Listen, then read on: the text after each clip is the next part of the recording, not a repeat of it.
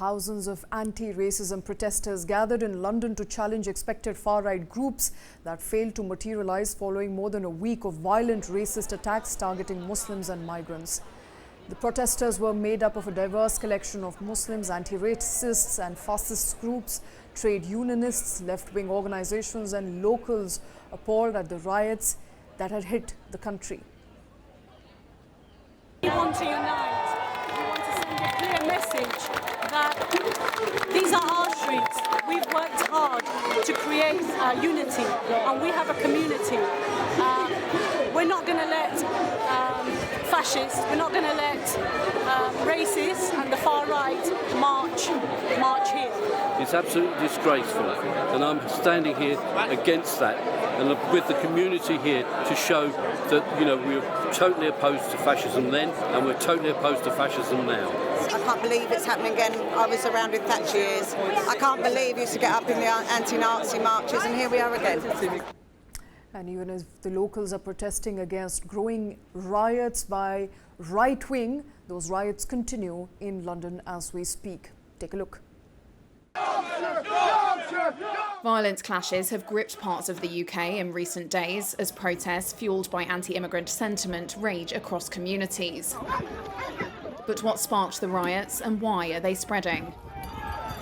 On July 29th, 3 girls were murdered in a knife attack at a Taylor Swift-themed dance workshop in the normally quiet seaside town of Southport, a crime that has shocked the nation. Days later, the suspect, 17-year-old Axel Ruda-Kubana, appeared in an English court. Police quickly clarified that the incident was not terrorism-related, adding that Ruda-Kubana was born in Britain and that his parents had moved to the UK from Rwanda.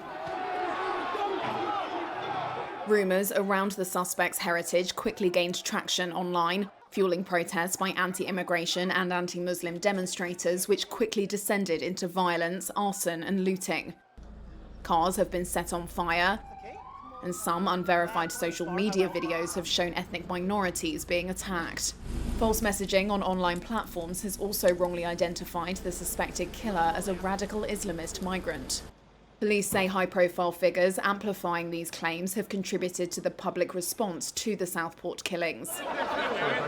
Former leader of the defunct anti-Islam English Defence League, Stephen Yaxley-Lennon, who is better known as Tommy Robinson, is one of those being blamed by media for spreading misinformation to his many followers on X.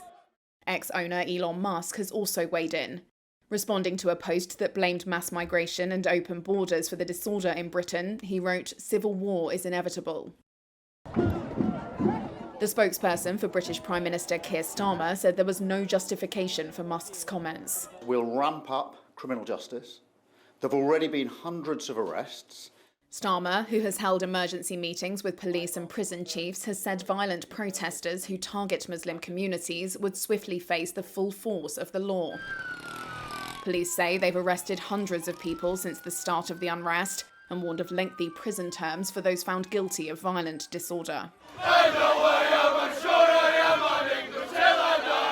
The protests have spread quickly from Southport to several other areas of the UK, with marches held from London to Liverpool, with mosques and hotels housing migrants targeted. That has become a moment at which to mobilise again. Director of UK-based think tank British Future, Sundar Katwala, says the Southport knife attack has become a moment for people to mobilise against. And so that tells us something about the group reputation of those groups among the people with, potentially far-right views and prejudiced views of them. But it is also that groups have been looking for an attempt to create a flashpoint, particularly around asylum accommodation, for the last several months. The British government also says it's examining the role foreign states are playing in amplifying disinformation online, while warning social media firms they had to do more to stop it.